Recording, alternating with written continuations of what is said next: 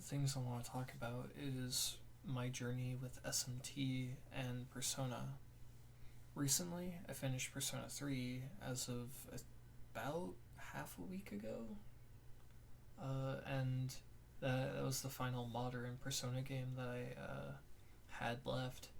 I finished Persona 3 FES. I haven't been able to touch or reload yet, but I'm sure it's a fantastic game. Whenever I do have the hardware to play it, I'd love to try it out and see how it compares. But I started my journey with SMT either back in 2020 or 2021, and I had a friend recommend me Nocturne, and he was just telling me about it and how Undertale had inspiration taken from SMT relating to talking to demons and whatnot. And this was my initial hook for it. He asked, like, have you ever played Undertale? And I was like, yeah, a little bit. And with this like initial concept, I was kind of like intrigued by what he was telling me about.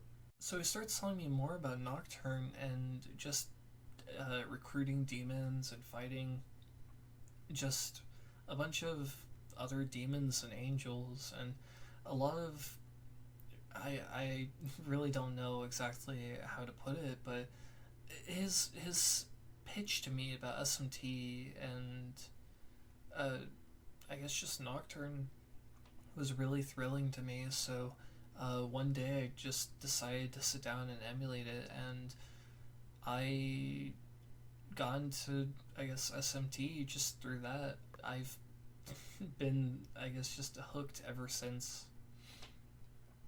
So my journey started with Nocturne, and then like near whenever SMT5 was announced, I was like really eager to continue my playthrough of Nocturne. So I went and I finished up Nocturne. I finished at about 77 hours for my first playthrough, where I did the True Demon ending, which was fun but frustrating.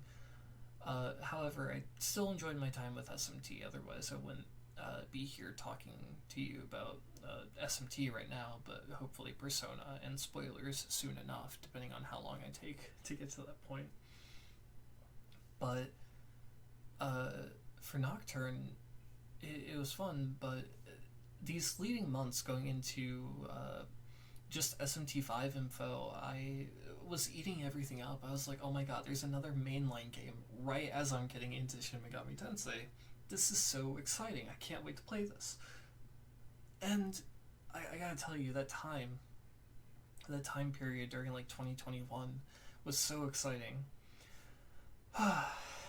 Anyway, so to go forward a little bit, I went from Nocturne to SMT5, and then I went backwards, and I went and played through SMT4.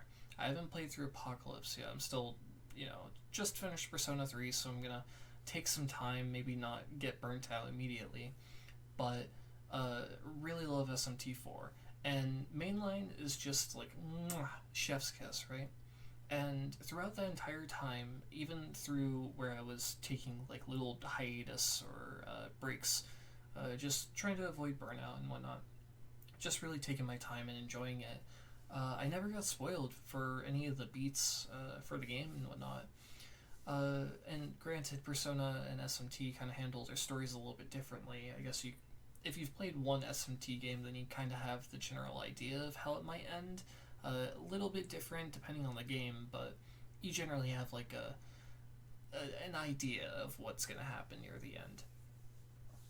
I started Persona when Persona 5 came to PC. I dabbled in a little bit of Persona 4 back on the PS3 whenever it was released on PSN, and I got to about the gamer dungeon, but I don't know, I just couldn't really click with it as a teenager.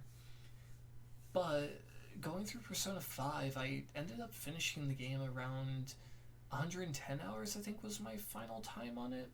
And, for what it's worth, I liked Persona 5. However, shortly before the PC port, I had gotten spoiled on it from a friend, which I won't go too deep into that story, but man, that was you hear so much about like how Persona 5 or just Persona as a whole is so amazing, and to have someone so carelessly just throw out a spoiler like that is it's aggravating. I continued playing through the game and I enjoyed my time with it, but it felt weird having someone spoil it for me, and it's like, okay, well, fuck, whatever. I'm not really sure what to say here relating to it, but man, I just don't get the spoiler portion of it. Just so casually dropping a spoiler about Persona 5 when I'm telling you I have an interest in it, and I say you as, I guess, in this situation. Insert yourself as my friend here for a moment. I say, hey, I'm wanting to play this game. I can't wait to play it. I've shown interest in it. I'm talking with you about it. And then you tell me just blatant spoiler about Persona 5. Uh, it just sucks. It's like I'm opening up to you about like how I'm in the Shin Megami Tensei section of liking. Well, I guess just I like mainline, and I want to see why people like Persona. So when I step over into it, waiting for a PC port, which I didn't know at the time that it was even gonna have a PC port, and then you spoil something for me, it's like, man, what the fuck? It's disheartening. But from Persona 5, I then go backwards and I go and play Persona 4. And I have a whole video about it, just like a hypercut of my recent playthrough dating back to October or November of 2023. Maybe even a little bit of December, but I'm going to say November. I just have like a hypercut of that video, and I ended up rewatching just my video of it on my phone, and for whatever reason the YouTube algorithm feeds me a spoiler of Persona 3, and this could not be more inconvenient, because not too long after I put that video up about Persona 4, I pick up my previous save of Persona 3 and I start making some progress, and a huge, like, I had like two spoilers come out of nowhere, just through YouTube thumbnails and titles, just recommended to me because I watched my own video about my Persona 4 playthrough. It was just such a slap in the face, because after dumping triple digits worth of hours into just Persona, just for Persona 5, and then I think 80 hours for Persona 4? I could be wrong on that, but I think that's around my time for it. It's like the one that I haven't gone to yet, and the one that I've been most spoiler free on, because with Persona 4, it's kind of like every YouTuber that wants to, like, I don't know, get any sort of attraction to their video will put it, they'll throw the funny like reaction face of certain character main antagonist for Persona 4, the game where you're supposed to be like an investigator. It's the investigation team versus just murderer, and to have that, like, any work on my end to try to deduce who the murderer could be, the mystery villain, was robbed from me before I even started my playthrough, because people on YouTube will just put thumbnails of spoilers. My friend, when I was telling him recently about Persona 3 being weird with spoilers and whatnot, he was telling me that even when he was looking stuff up back in, I don't know, like 2008 or so, that people were posting spoilers back when, and it's just like, I don't know, it sucks that I've been spoiled on two major plot beats for Persona 3 recently, in these past couple months, right before Reload was even released. Just, I don't know, it rubs me the wrong way, considering Reload is like a remake of Persona 3, and to put spoilers for major plot beats for a new crowd of people coming into this game who probably haven't experienced Persona 3 before. It just, like, I get it, the hustle of the YouTube algorithms, but I feel like through every bit that I've been through with Persona and trying to get into it and enjoy it as much as I've really enjoyed my time with Shin Megami Tensei Mainline, and even some of the other spin offs like Soul Hackers 1 and a little bit of Digital Devil Saga. I'm still going through that game. But through those games, I haven't had spoilers. And granted, they are more niche than Persona. But even light browsing through any sort of RPGs, just as a genre on YouTube, or maybe even just a Google search, and you happen to find like you're looking up a question for let me use this example. If I'm trying to do a quest for Elizabeth on Persona 3, right? Because some of those were like a little weird to me. I only kind of understood them a little bit better after beating the game. But I'm looking up a quest for Elizabeth because I need a little bit of help. And I go to a Reddit thread, and then on the sidebar, there's just straight up spoilers. It's like, oh, how lovely.